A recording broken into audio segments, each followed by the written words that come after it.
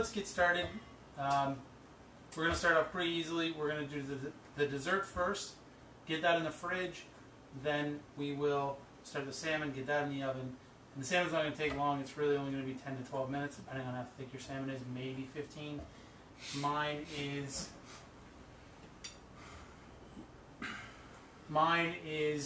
about an inch thick.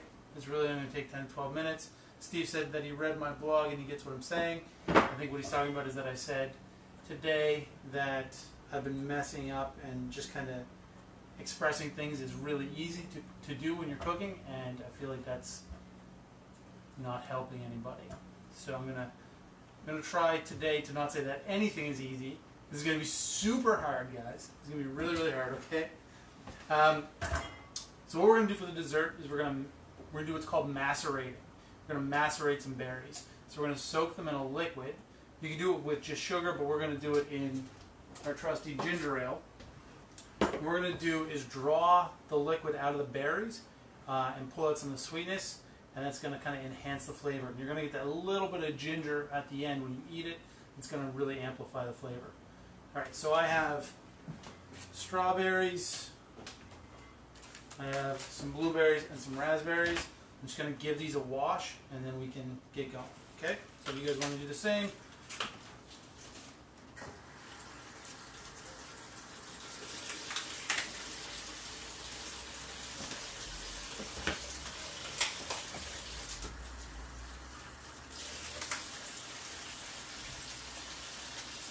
If you guys haven't noticed, these containers all have holes in the bottom, so they're really easy to wash out. Strawberries are a little different, but they're so good.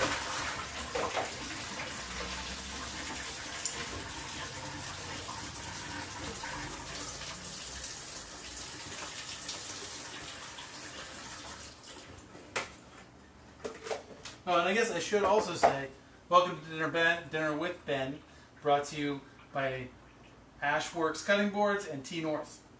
Episode 2, roasted salmon with cauliflower rice. Boom. Definitely nailed that. Okay, so we have our berries washed.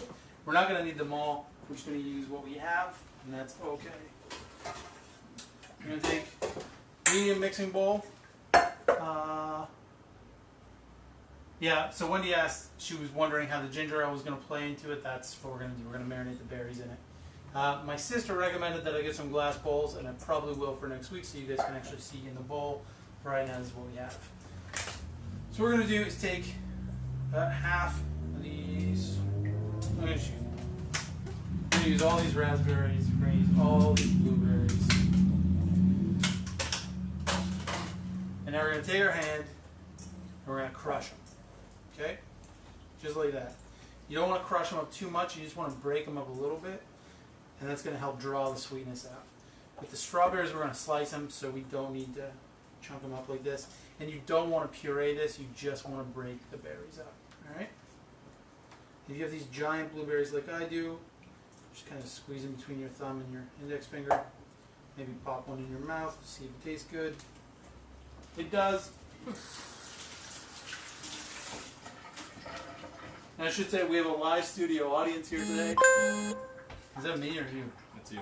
Oh, I forgot to turn my ringer on. We have Dave from T North, one of our wonderful sponsors. Dave, thank you for coming. Thanks for having me. Okay, so strawberries. All we're going to do is take a paring knife, put our thumb on the end. So there's only about ½ an inch to a ¼ inch of knife sticking out. We're going to put it right in the top of the berry and twist. Okay, so again, kind of come closer and show you. Hopefully you can see this. So knife goes in, and then we just twist, just like that. That one was kind of mangled. It was a weird angle. Give me a break. All right. So I'm just going to do this with all the strawberries. You've probably seen a lot of tricks online. There's like things you can do with straws and stuff, but we don't need to worry about that. This is really easy, and this is a lot more efficient than just cutting the top of the berry off. You're not wasting nearly as much berry. So we're just going to do this. If I'm going too fast, let me know. I can slow down. Not a problem. This is what you have kids for, right? This is why you have children, to make them do stuff like this. You can just sit there all day doing this. When I was a kid, my mom used to make jam all the time, and this was my job. I would do this for hours, and then we had a apple core and peeler that you twist, and it makes rings of apples. I did that for hours and hours and hours. What was your jam? That it was a nice pun. Dave said that was my jam, which is exactly the truth. Everybody must be hauling their strawberries because nobody's commenting. It's perfect.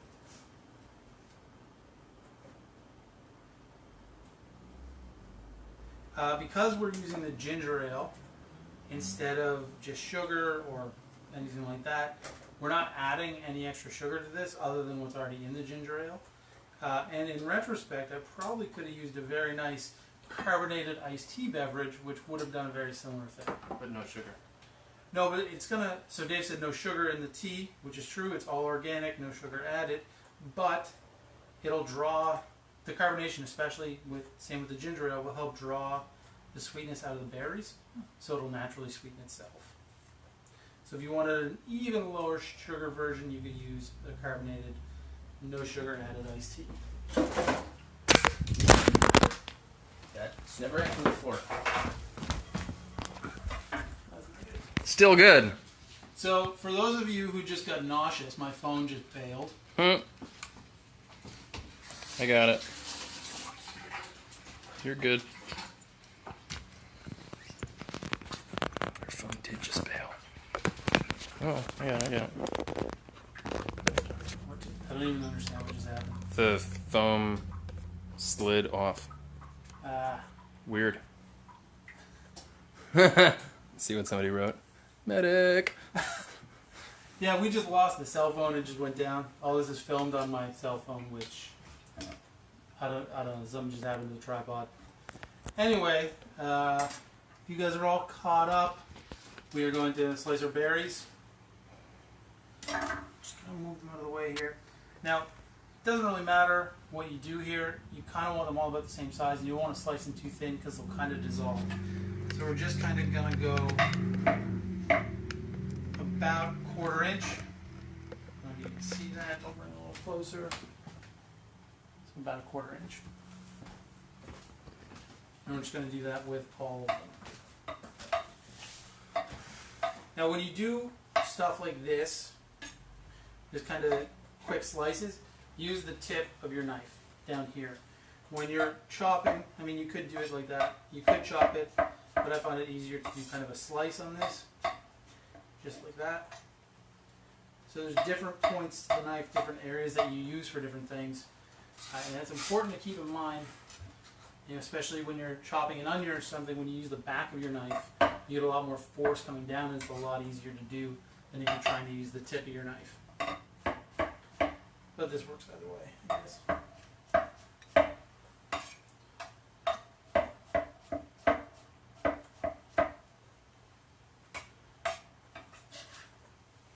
So we're going to get all these strawberries in there, and then the idea is that we want to let this sit in the ginger ale for a minimum of 15 minutes, but you don't really want to let it sit for more than half an hour.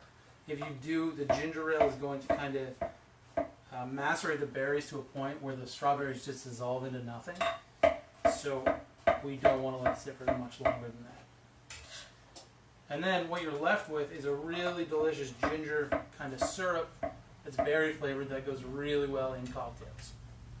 And you can add a little bit of wine to it for a nice sangria, or add it to a little bit of vodka, or whatever is your pleasure. It's delicious.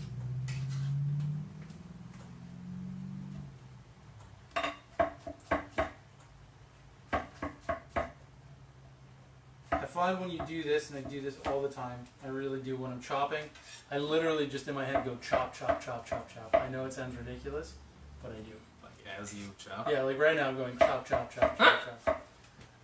I don't know why. Probably from years of just standing around in the kitchen doing nothing except chopping. That's amazing.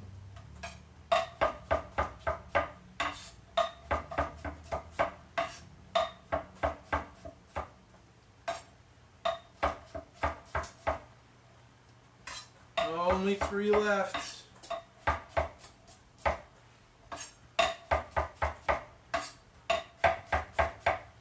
Okay. Berries are chopped. And it looks beautiful already with all those nice reds and blues in there.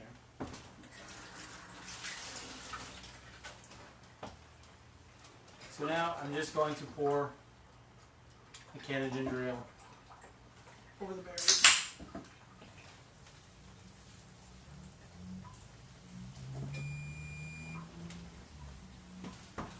For those of you that joined a little later, I already preheated my oven to 400 degrees, so if you haven't done that yet, go ahead and do that now.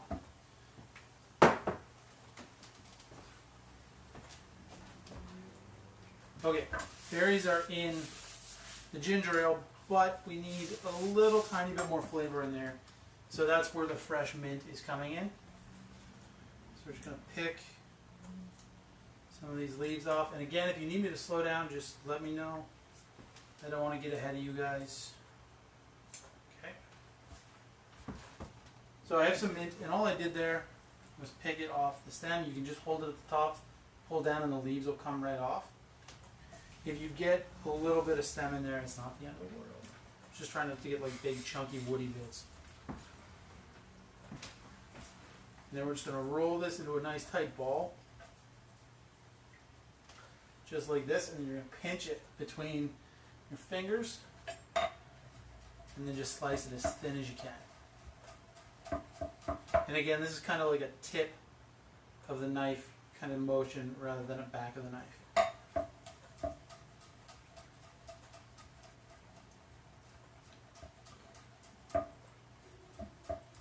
I can tell everybody's working because nobody's saying anything.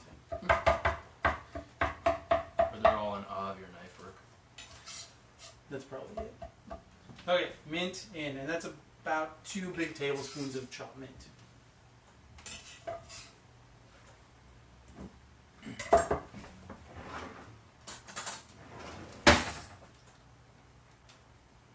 Just going to mix that in and pop it in the fridge. Which is a mess. Hopefully your fridge is more tidy than mine is.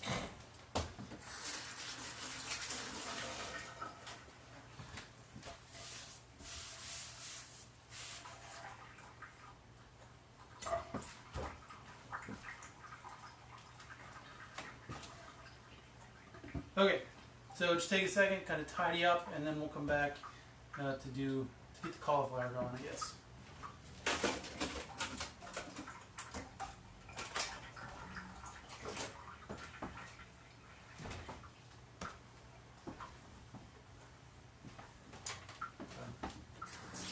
What word comes this? Hash marks.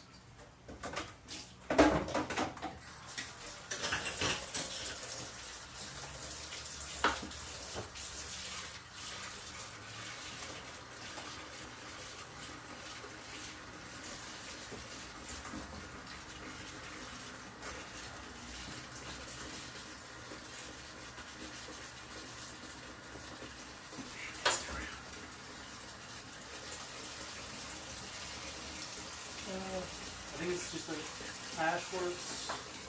What's the Ashworks Instagram?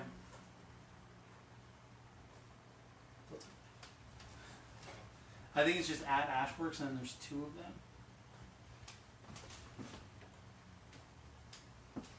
Oh, you are. Yeah. Okay, so if you guys are ready, we're going to grate some cauliflower. So the first thing we need to do, I guess I should say what we're doing. So we're going to make cauliflower rice. If there's anybody keto, Donna, who owns Hashwork, said she doesn't use it very much, so she has to check. So what we're going to do is cauliflower rice. So if you're on a keto diet, this is a really good kind of alternative to rice or potato. And what we're going to do is grate this on a cheese grater. We're going to saute it really quickly. We're going to take it off the heat, put a lid on it, and let it steam. And it's going to be about the same texture as rice, which is pretty cool. So what we're going to do is take our knife, make sure you're holding your hand back, and we're just going to put the tip down and push. And then we're going to rotate and do the same. And it's going to kind of come in on a slight angle so that we can get in under the root. Don't come in on too sharp an angle, because if you slip, the knife will go into your hand. So it's ashworks_girl. That's the. Oh, okay. Thank you, Donna.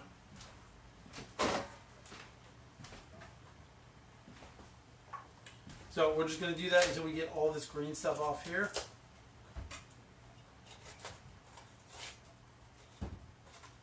And if you break your cauliflower up, it's not the end of the world.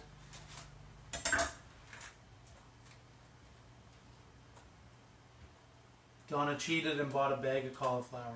Wow. Wow, Donna. That's alright. That's okay. It's not frozen cauliflower, is it? Because that's going to not work very well.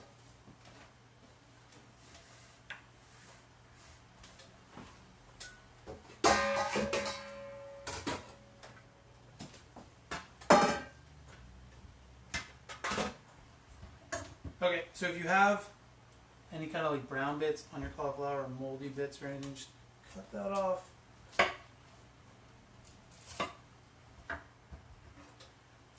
just get rid of that. Okay, yeah. So as long as the cauliflower is not frozen, it's fine. But frozen cauliflower is going to retain too much water, and it's just going to turn to mush. So I'm just going to give this a quick rinse.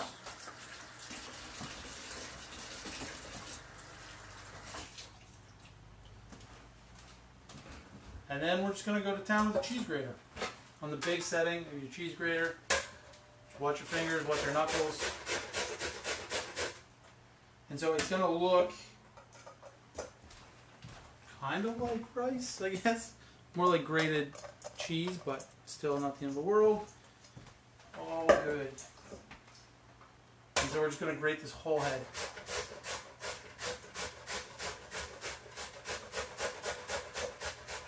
And just watch your fingers. And if you get little chunks in here, it's not going to change anything. It's just going to give it a little bit of texture, which is perfectly fine. And after we get this grated, it's only going to take like 10 minutes to make, so it's a pretty quick dish. And this is really good too. Cauliflower mash is really great for like people on the keto diet, or even if you just want to switch it up. You can just steam your cauliflower and then mash it with cheese or cream and butter, whatever you want. It's really, really good.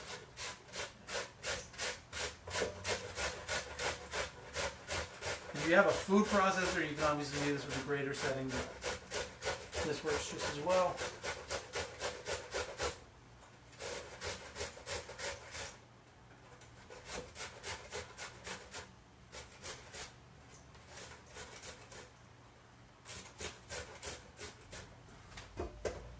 And yes, we're grating the whole thing.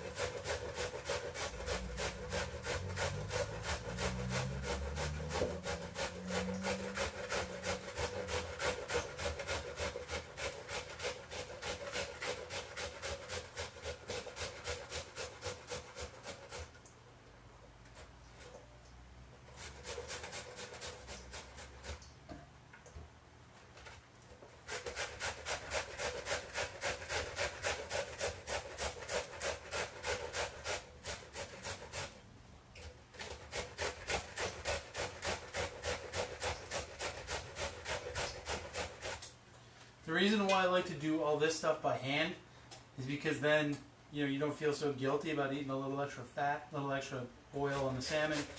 You're burning off so many calories. I know it doesn't seem like it, but there's a lot of work creating this, right? And same with when we whisk the cream, we're going to do that by hand. Just gives you a little more permission to eat whatever you want.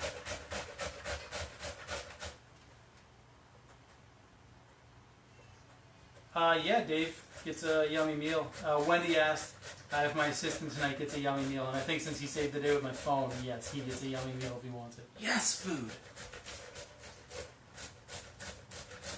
Okay, so I just have this little bit of kind of root left. I'm just going to get rid of that. And then we're going to set this aside for a few minutes, not for any particular reason, like it doesn't need to sit or anything. I just want to get it out of the way so we can kind of get the dessert done and in the fridge. So this is what my cauliflower looks like. Hopefully yours looks the same. I'm just going to set it aside. And give everything a quick wipe down.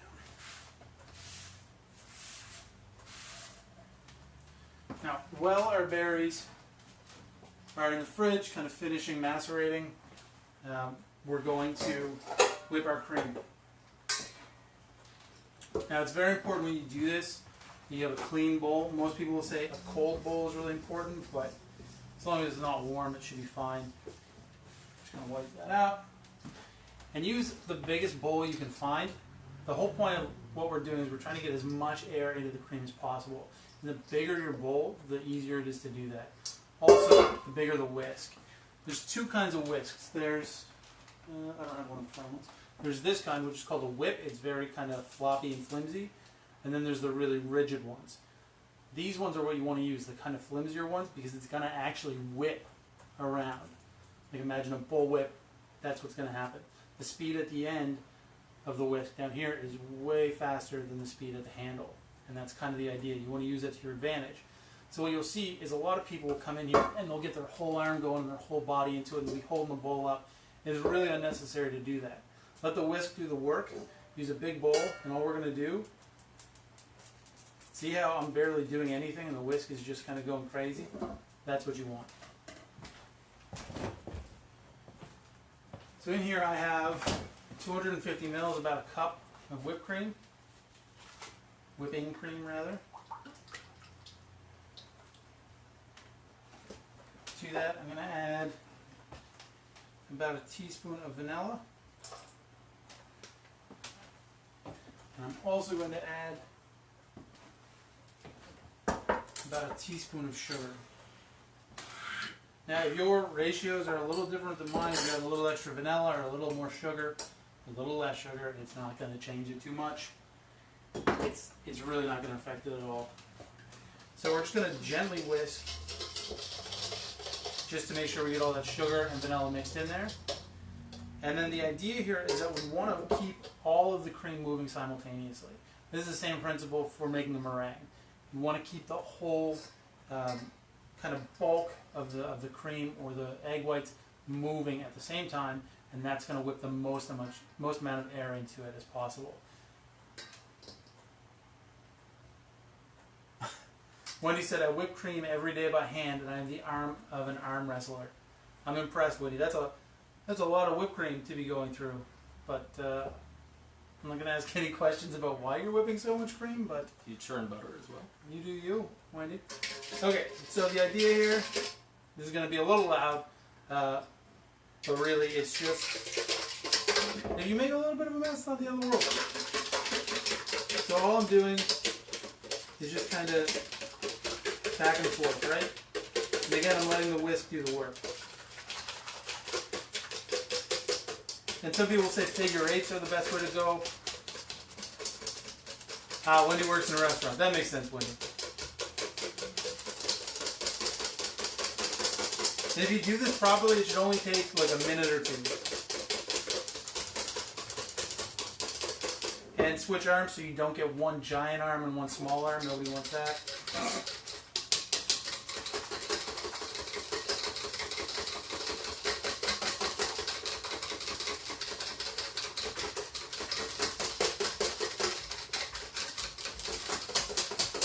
I'm making a giant mess. Oh well.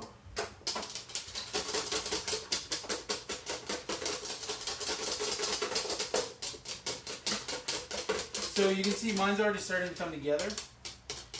Hopefully yours is too. Hopefully you're making less of a mess than I am. Oh.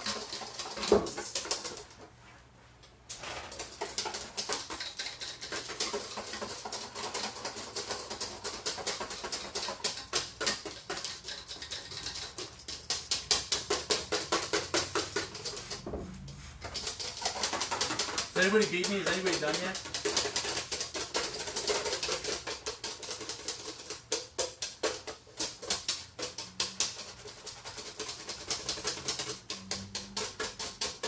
You want to whip this to kind of stiff peaks because we're going to layer this into the dessert. and you don't want it. This cream to be too soft, but don't over whip it because then you'll make butter, and that's not what you want.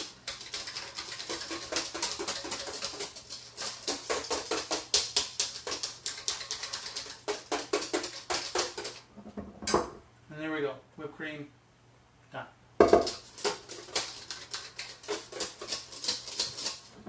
Okay, so I'm just going to set this aside, not by the stove, that's a bad idea. I'm going to take our jars, or glasses in this case. I'm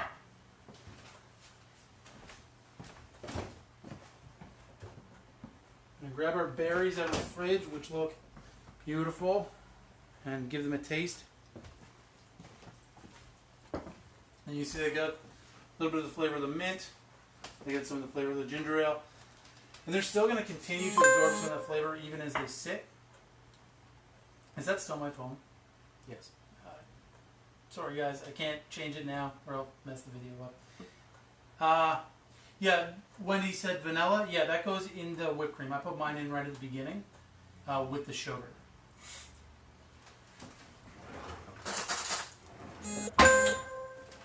Why is my phone blowing up?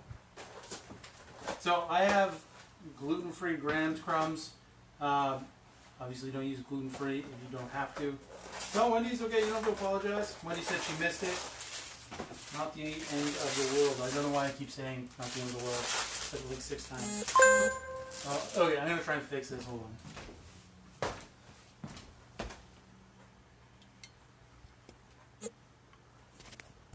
Oh, I see.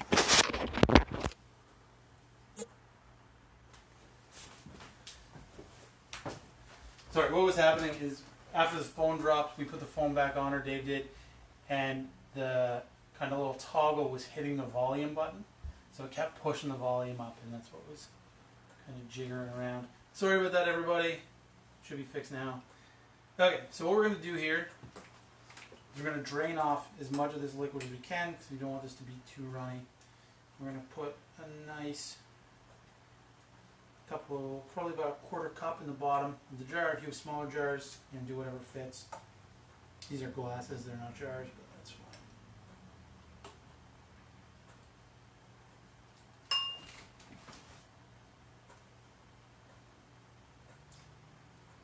So you could just do the berries on the bottom, put some cream on the top, and then sprinkle the graham crackers over the top. Maybe that's what I'll do. You can layer them too. But I think it's going to look really nice if we just have the berries, the cream, and then a little bit of the graham cracker. So that's what I'm going to do.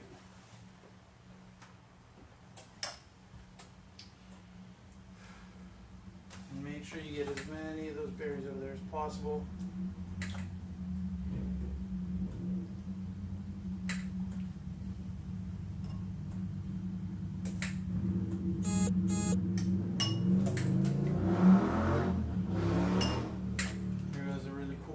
Motorcycle.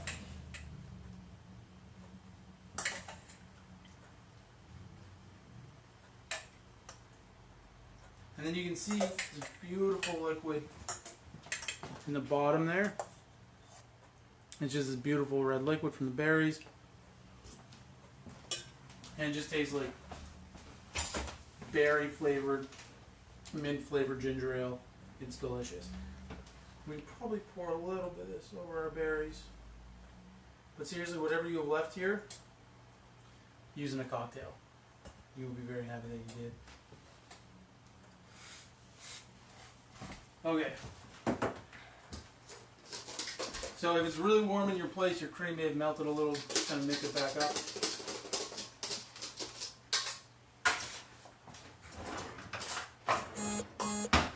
And then we're just going to nice big scoops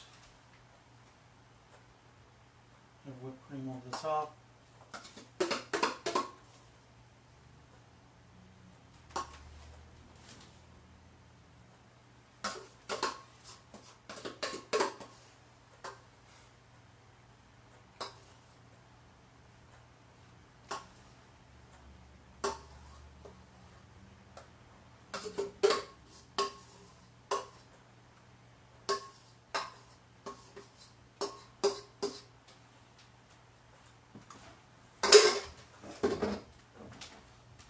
Okay, so now we're just going to put a little bit of graham cracker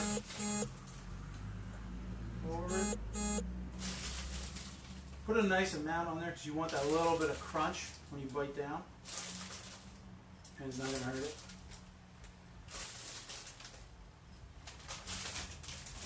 And then we're just going to put these back in the fridge.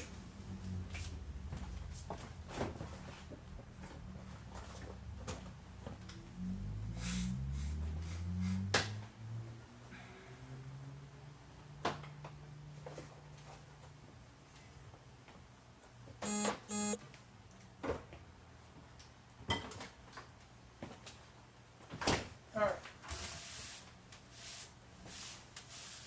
Is everybody with me? Everybody? Is it still beeping? No, you're okay. It's What? partially me. Yeah.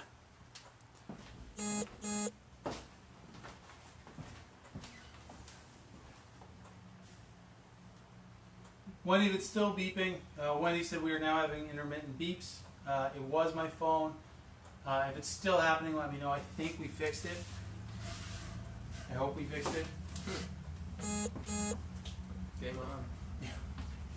Okay, I'm going to take 2 minutes to kind of clean up while you guys are finishing that dessert. If you are finished, you should also take 2 minutes to clean up, and then we're going to come back. We're going to make the salad dressing. Just did it, she said. No, nothing.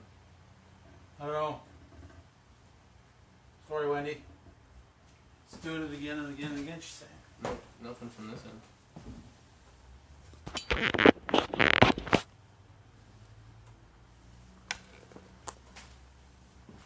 No, I don't know, Wendy. I don't think it's coming from our end. Anyway, yeah, I'm going to take a second to clean up, finish your desserts, tidy up, and then we'll come back. We'll make the salad dressing, make the sauce for the salmon. We'll get that in the oven, and then we'll kind of put all of this together. Okay?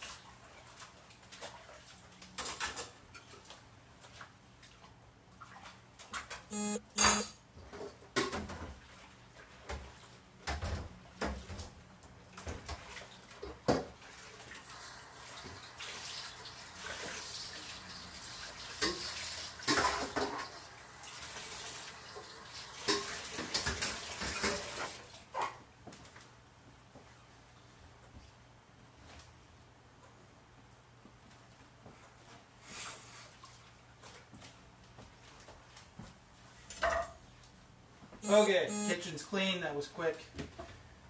Let's start the salad. So I said we're going to do the salad dressing, but let's actually work on the veg first and just kind of get this going. So I have 2 carrots. I got these at the farmer's market on Saturday. And then we have some radishes here. And I have my peeler. I don't know if you guys remember this from last week. It's called the Speed Peeler. It is a $3 peeler.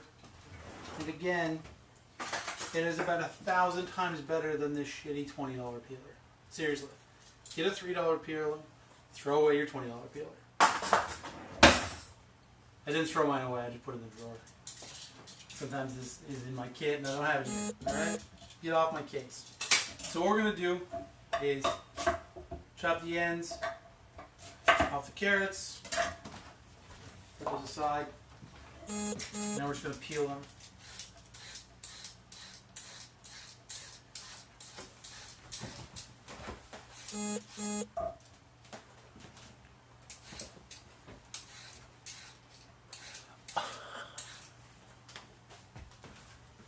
What? It's because I'm talking to people on Instagram and you're linked to my Instagram. We figured out the problem. Oh, so we're going to get rid of our carrot peels.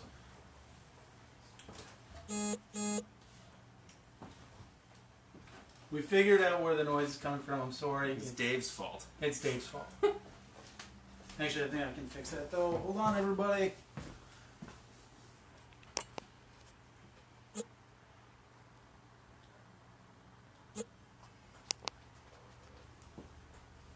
Alright, that should be better. Hopefully. Alright, so take a small bowl, well, you know, any kind of bowl you have.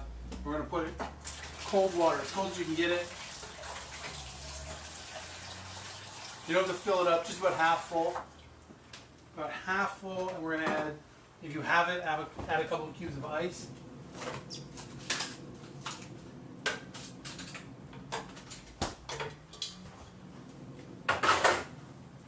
And if you don't have any ice, just add cold water. So what we're going to do, Wendy said, it's okay, Ben, sometimes the voices in my head are loud. Ha ha ha. So what we're going to do is we're going to use our peeler, and we're just going to peel. We already peeled the carrots, but we're going to strip them. So we get these nice wide strips, and we're going to put them in the ice water. We're going to do that all the way. And the easiest way to do this is to set your carrot down on the board, kind of like this, and then just down. If you're using one of these peelers, then just kind of the same thing. But again, it's not a very good peeler. So we're going to put the carrot in the ice water, and that's what that's going to do is it's going to really crisp it up. So then when we add that to the salad, it's going to be nice and crunchy instead of kind of soft and dry.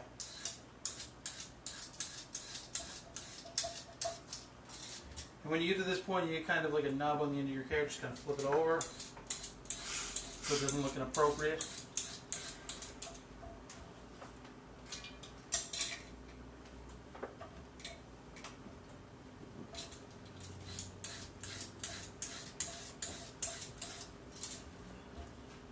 And you can do this with celery too. Celery will like curl up, which is really cool. Carrots might curl a little bit.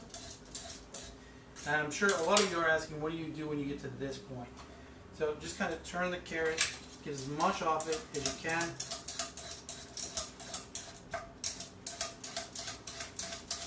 Just as much as you can possibly get.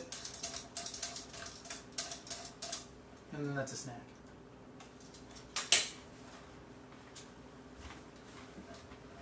So we're going to do this with both carrots. If you don't feel like you need 2 carrots, don't do both, but I like a lot of carrots.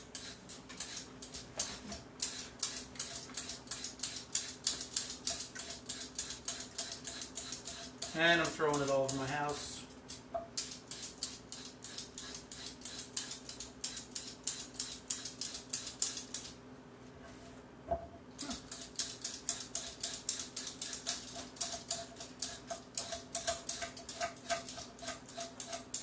This is a really good way too if you have parsnips or even carrot or potato. If you want to get like really crispy kind of chips, you can do this again with carrot, potato, parsnip, whatever you want, and then you can deep fry it really quickly. Take it out of the oil, it'll be kind of soft, put it on some paper towel, and it'll crisp up in about 2 minutes. And it's really delicious. Here, Dave, want some carrot? Oh yeah. So Dave's going to eat the rest of that carrot. And then we're going to take the radish, cut the ends off, and then we're going to cut it in half. Okay? Just like that. Now, if you bought radishes specifically for this and you don't usually eat them, you probably have a bunch left over that you don't really know what to do with. They're really, really good roasted. A lot of people don't think of them like that, but if you just leave the root and the stem and everything on, cut them in half, toss them with olive oil, salt, pepper, and roast them on 400 degrees for about 20 to 35 minutes max. They'll get really soft, they'll get really sweet, and they're really delicious. Tastes like a really sweet turnip. So we're going to take the radish and we're just going to cut it as thin as we can. And again, the trick here is to hold your knife as high on the handle as is comfortable. I like to pinch the knife between my thumb and my index finger, then wrap my fingers around. If it's more comfortable for you to hold back here, then do that. Then we're going to hold the knife in contact with our fingers so that we always know where the knife is, and then we're just going to slice them as thin as we can. Okay, just like that. And when you get to a point where the radish is too thin to slice, you can either just kind of turn it around and make nice small slices like that, or just pop in your mouth. And then we're going to put this in the water too.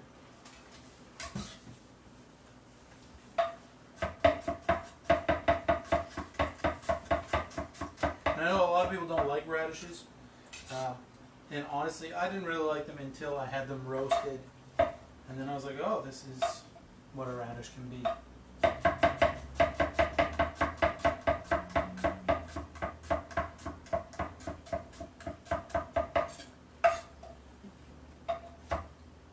And don't worry about trying to go as fast as me. Wendy asked if a mandolin would do the same thing. Yes, it would. If you don't know what a mandolin is, it's a kind of slicer. It's like a flat piece of plastic or metal that has a slightly elevated blade that you run things across. You can definitely use one. I don't have one, and I don't like to recommend that people buy things that they don't really need when you can do this with a knife, but a mandolin is definitely quicker. So if you have one, Wendy, go for it.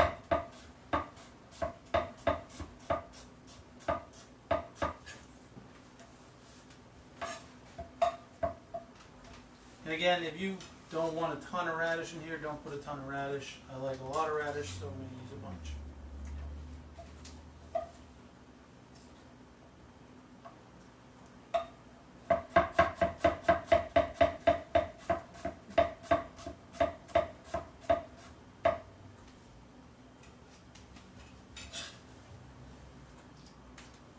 One more. I'm going to do one more radish.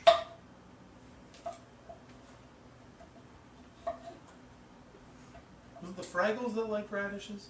Or the Dozers? Oh, you don't remember? Anybody out there remember if it was the Fraggles or the Dozers that liked radishes? I think it was the Fraggles.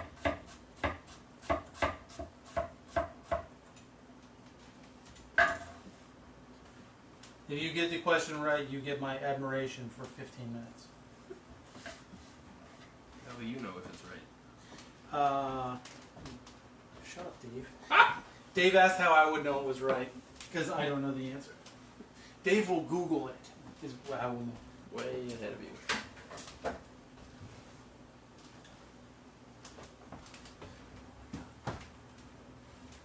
Okay, so we're just going to push all this under the water, and you can probably tell your carrot's already starting to crisp up. Right? Got it. And we're just going to set this aside.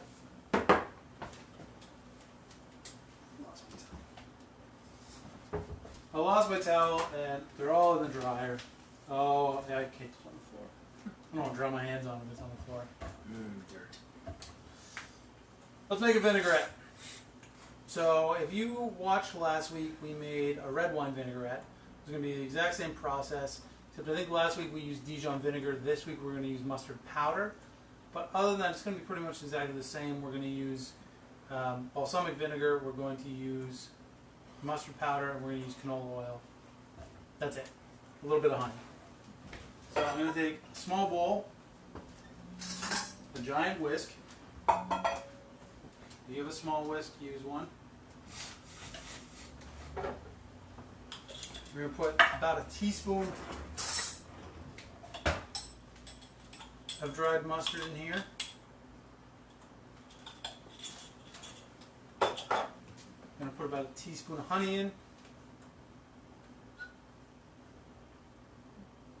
And again, like I said last week, once you learn this process, you can make any kind of vinaigrette you want. The exact same technique. And now we're going to add about 2 tablespoons of balsamic vinegar. And I'm just going to mix that up.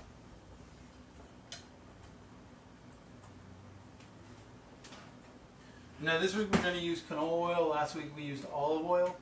I find olive oil's flavor is too strong against the balsamic in this kind of vinaigrette. So we're just going to use canola oil because it has a nice neutral flavor. And again, the process here is we're going to mix our vinegar, our mustard, and our sweetener, our honey, together. And then we're going to slowly whisk in the oil. It's really important that you slowly whisk in the oil. You don't just dump it all in, because that's what builds the emulsification and binds the oil and the vinegar together. Gives you a nice creamy dressing.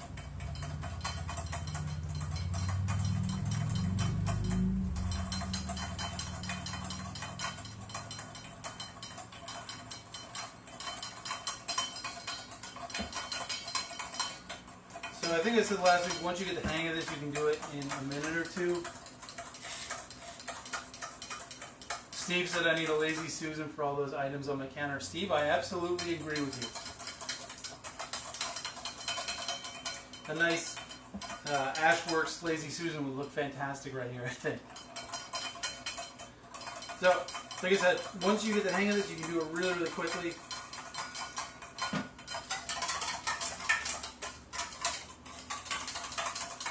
But you don't want to pull an Icarus and fly too close to the sun here. You don't want to bust your emulsification. So try not to go too fast. Now there is a trick if you mess this up and you want to bring your emulsification back. It's the same process for if you're making a mayonnaise or a hollandaise sauce. You start with the emulsifier. So in this case it'd be mustard. If you're making hollandaise or mayonnaise, it would be egg yolk. And then instead of adding more oil, you add the broken vinaigrette, so the separated vinaigrette or the broken hollandaise sauce, and you whisk that back into the egg yolk, and it'll hopefully bring it back together.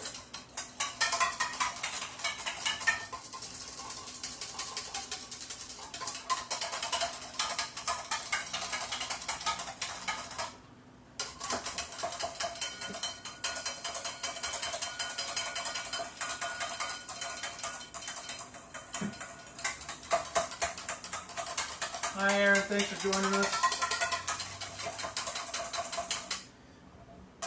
So we have 2 tablespoons of olive oil or of balsamic vinegar in there approximately. So at a 3-to-1 ratio, we're going to go about 3/4 of a cup of olive oil. Right? Canola oil, sorry.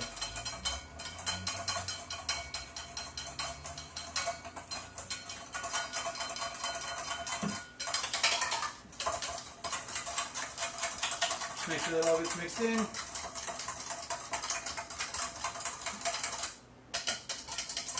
And then vinaigrette. Done. And you can see, I don't know if you can see, but it's kind of creamy and delicious.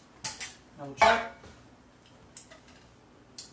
Yeah, it's really, you get a lot of sweetness from the balsamic vinegar. It's pretty tart, but that's okay because the carrot and the radish is going to cut through that.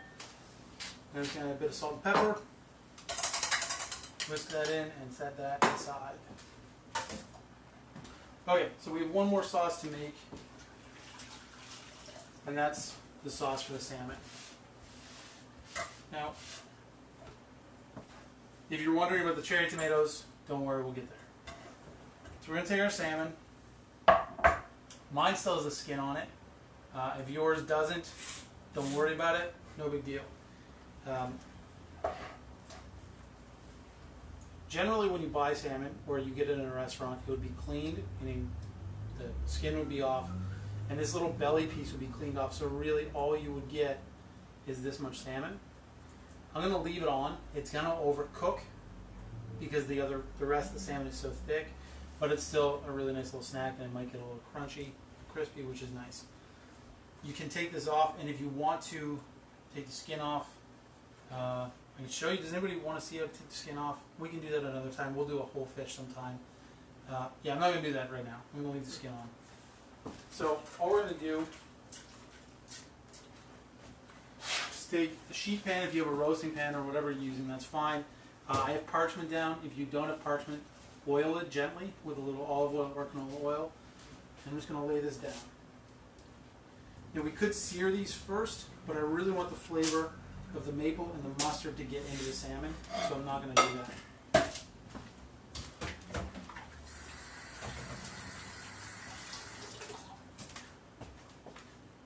Keep reaching for that towel. So I'm just going to place this back here real quickly. A small bowl. And then we'll make our dressing. So I have Dijon mustard, the same Dijon mustard we used last week in the vinaigrette. And I'm going to add about 1/4 cup. Okay? Now some maple syrup. I'm going to add about the same amount. And we're just going to mix it up. It's going to look really weird for a second, but it'll get really nice and creamy. Now, if you wanted, you could add some herbs to this. Chopped thyme is really delicious in this. A little bit of rosemary.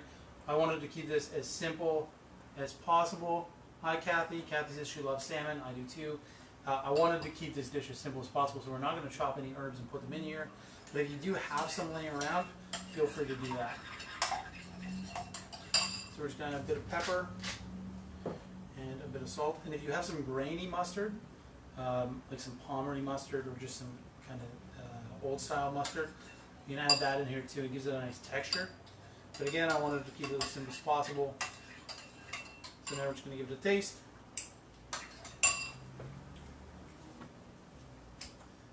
It's delicious. It's mapley and mustardy. What more could you want? So, we don't want to go too crazy on the sauce right away because it'll burn real quickly at 400 degrees. So what we're going to do,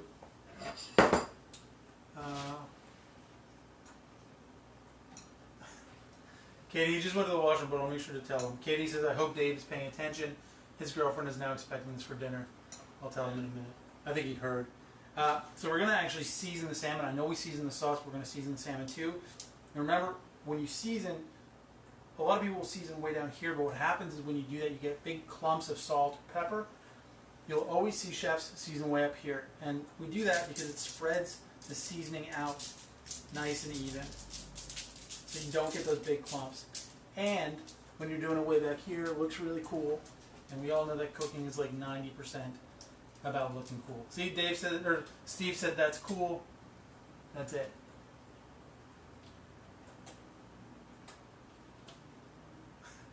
Wendy says she checked out the Ashworks cutting board site, and the round cutting board tweaked with the lazy Susan bottom would be beautiful on the counter or in the corner. I agree. I agree. So we're going to do the same thing with the pepper, way up high. If you're not using a grinder, it doesn't matter. If you're just throwing the pepper on, it's fine. You still do it up high. And you can see, if you take the corner of your parchment paper or your pan, and you go way down low, you're going to see big kind of clumps of pepper and salt. You really don't want that. So again, always, no matter what it is, always season up high, and it'll spread it out more evenly. So now we're going to take just kind of like a glaze of this sauce. We're not going to put too much on. We don't really want it to run off the salmon. We're just going to brush it on nice and light. So it's just kind of coating it.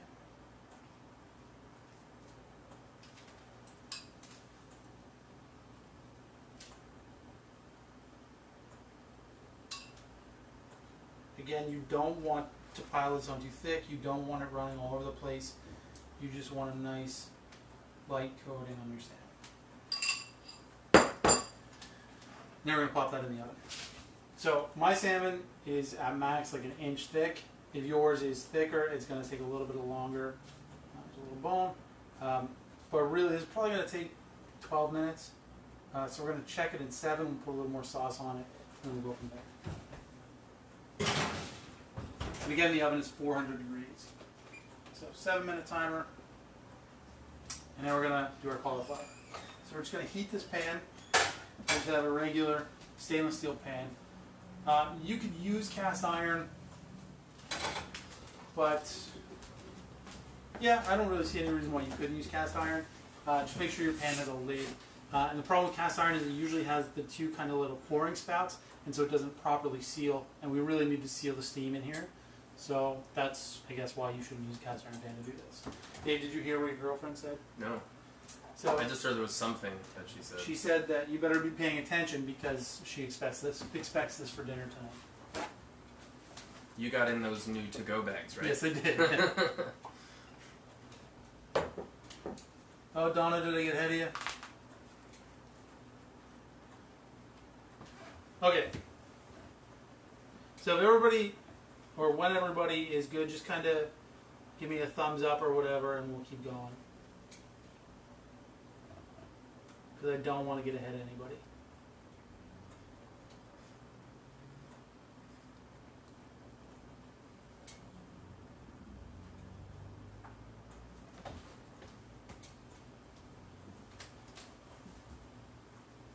Thumbs up, thumbs up, thumbs up. 1, 2, perfect. Okay. Any more?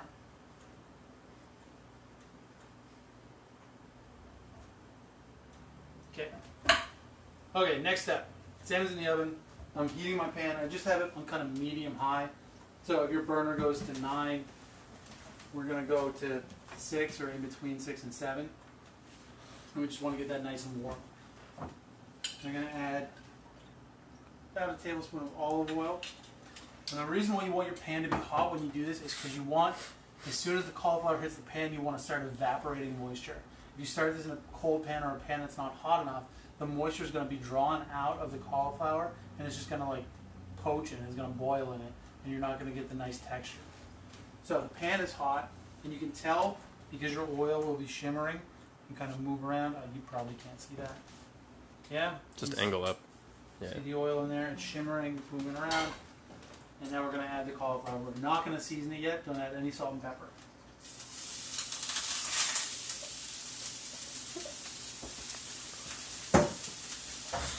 Ben, do you have a light above your stove?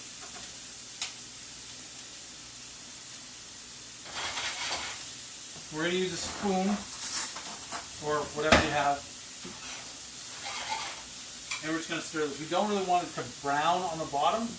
We just need that heat so that it doesn't, so the moisture doesn't come out and just kind of boil it, right?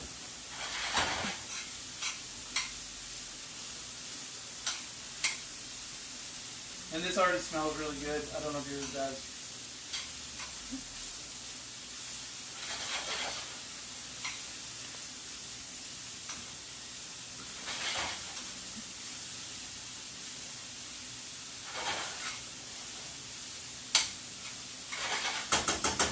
Okay, now we're going to season it. If we season it too early, the salt will pull moisture out of it, and we're trying to prevent that pretty much at all costs. So, salt and pepper.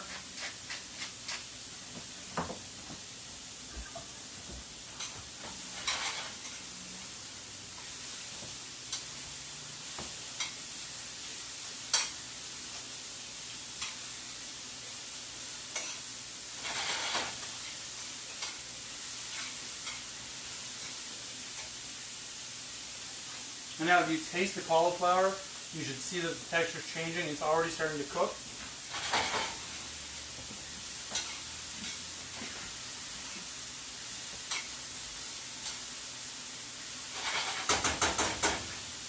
Put the lid on. We're just going to take it off the heat. We're just going to let that sit. Okay? So, let's assemble our salad. I have in this bowl just some really nice greens that I got at the farmer's market. They're beautiful. I'm not going to toss this out. I'm just kind of going to put it together. And we have our radishes and our carrots. We're just going to drain them out. And you can see how crispy they got, which is really nice. Try and get as much water off these as you can, just so that the dressing will stick to them. Okay, because if they're wet, the dressing won't stick. We will toss this a little bit. We'll layer it. Let's do that.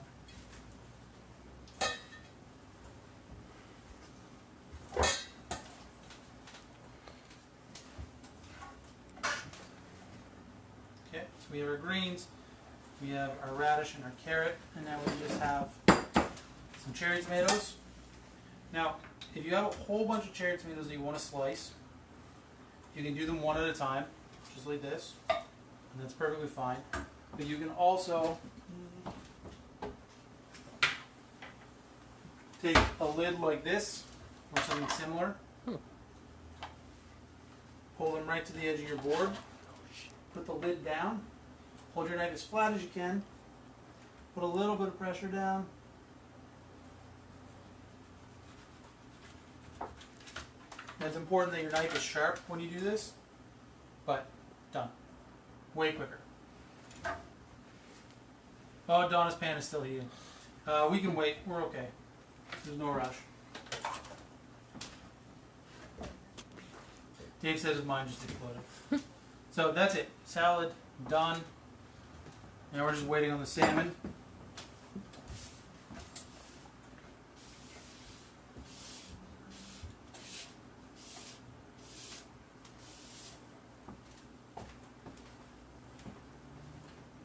So Donna says her pan is still heating. Is anybody else still in process? Or if you are, you're probably not going to comment because you're still cooking. So I'll just wait for a second.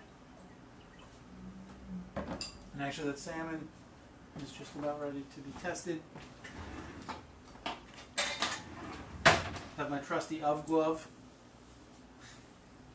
I've had this thing, I know I talked about this in the last episode, I'll probably talk about it in every episode. Had this thing for like 8 years, and it's still awesome.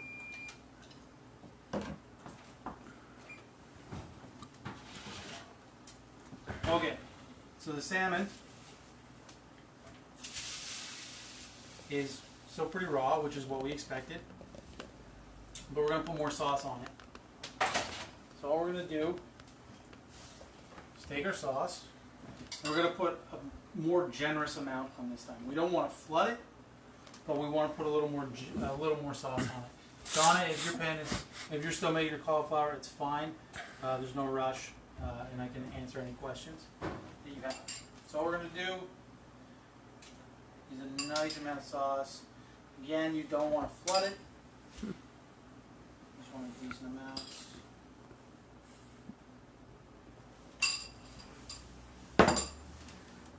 And then back in the oven for another 4 minutes.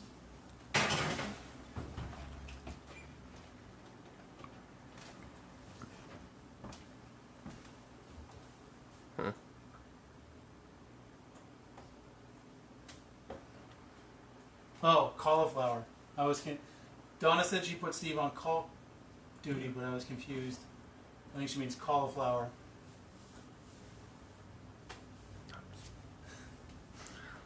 Your guess is as good as mine. So now, I mean, the salad is done. The dressing for the salad is done.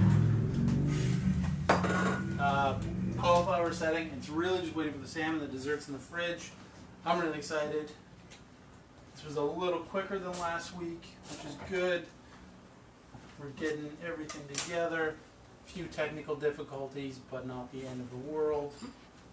Again, I've said that like 15 times today. I don't know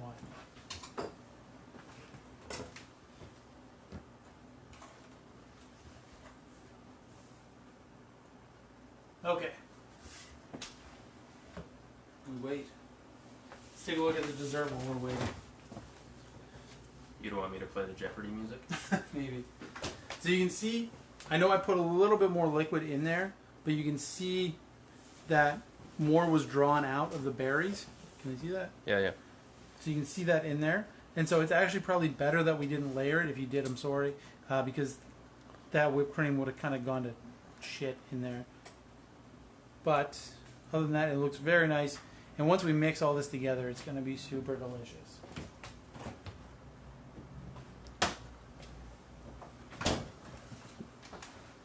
Does anybody have any questions while we wait 2 minutes for our salmon? Dave has a question. Proper way to keep your board healthy? Yeah, so... Either during or after?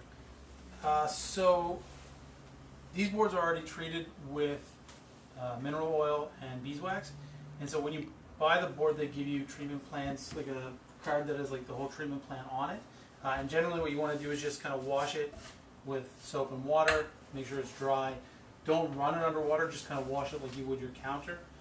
And then you're going to let it dry. And then once a week, you just kind of want to coat the whole thing in mineral oil kind of before you go to bed. And that's all going to absorb into the wood. And then you generally want to put beeswax on the bottom as well. And I have a little thing of beeswax here that they gave me. And then I have some mineral oil up here as well. Yeah.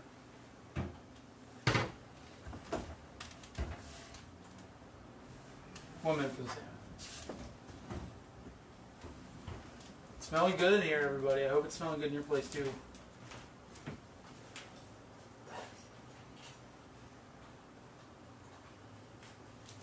Donna or Steve, if you have anything to add about the care of the boards, please feel free. Yeah, the bottom is grippy feet, which I love. Oh, sorry, beeswax for the platter. So back here, that's getting beeswax.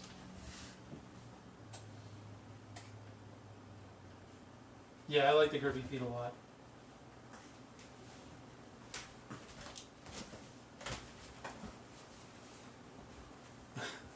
Thanks, Donna. Donna said I did good. It was a lot to remember.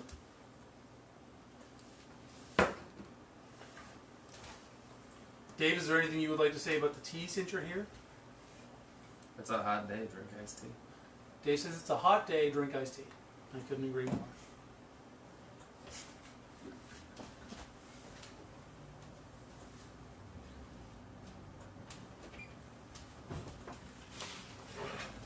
Okay, salmon back out. Now all I'm going to do is just pinch the sides and kind of push down. So it still has a little bit of give on it, which is fine. It's kind of what I expected.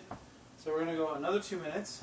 And we're just going to put the last little bit of sauce on here. Okay.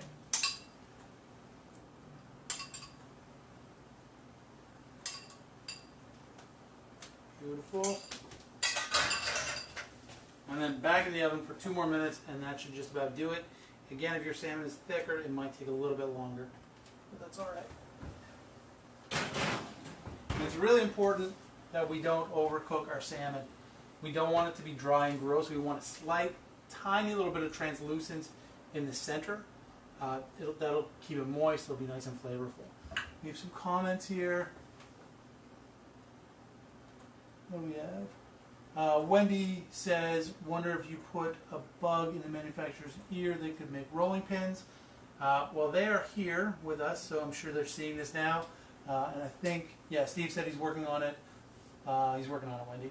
And Kathy Cotton says, I think it would be nice to have Suzanne sit at the table and enjoy your meal. Suzanne is my wife. Kathy is her aunt. And she says it would be nice to see your sweet face. I agree, Kathy, but Suzanne is working, and she works every Monday night, so you probably won't see very much of her. And I don't think she likes being on camera very much either. But I would be happy to have her here. Oh, I'm excited, everybody. This is going to be delicious. So, in the meantime, let's plate. We'll get our plates going.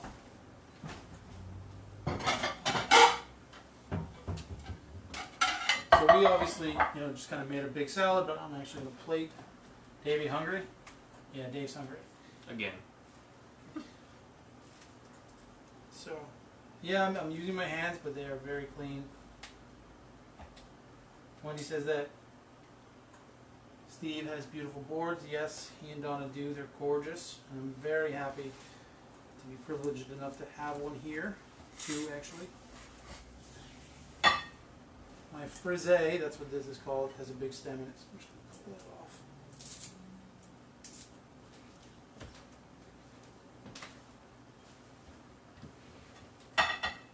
That one has a big stem too. Whoa. Nobody wants frise with big stems, guys. That's a lot of food.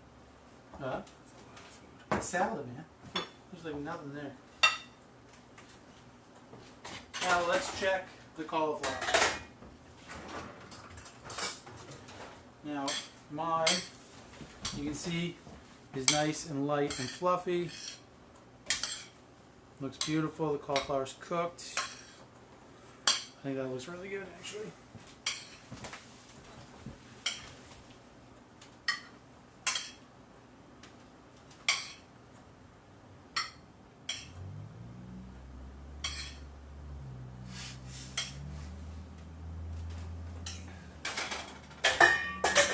Beautiful.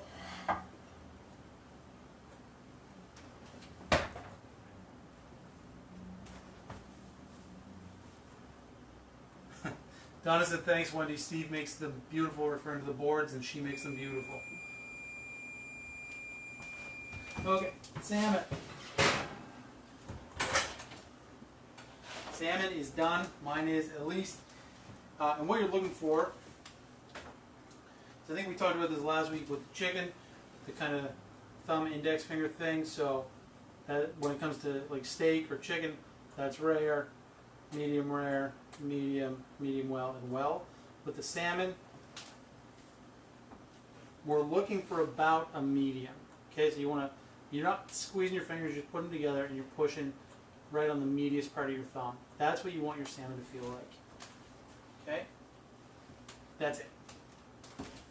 If it's any firmer than that, it's going to be dry and it's going to be gross.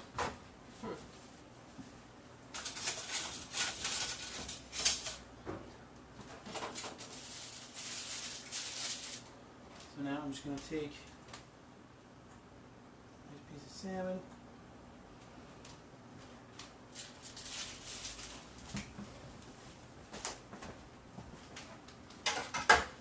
And because we didn't add all that sauce in the beginning, we don't have a whole bunch of burnt mess on our pan. That's why we added it in stages.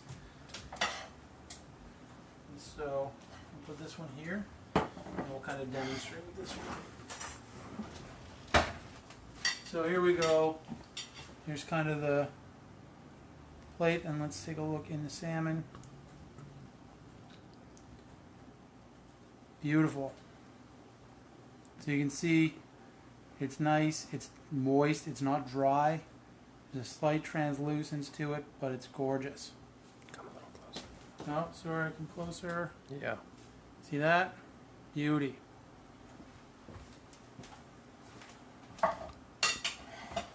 Alright guys, does anybody have any questions? Hey, Dave? Oh, dude.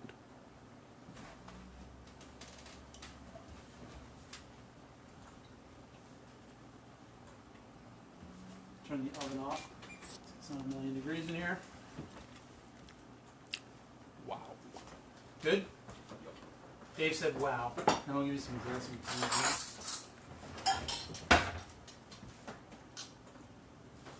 Donna has a question, is that what you're saying?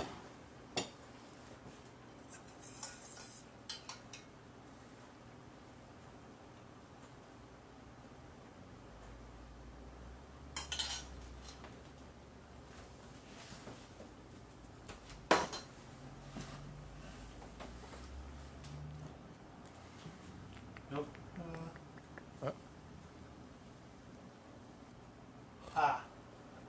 You use thick balsamic and semi-hard honey. So what I would say is kind of set that on your stove for a second. Just it should be hot from the oven. Just going to set it on the back. Yeah.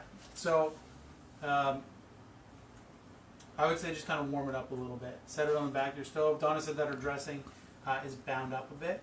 So yeah, just put it back here, let it kind of soften up, and then maybe whisk a little bit more oil to it, or even just a little bit of water would loosen it up as well.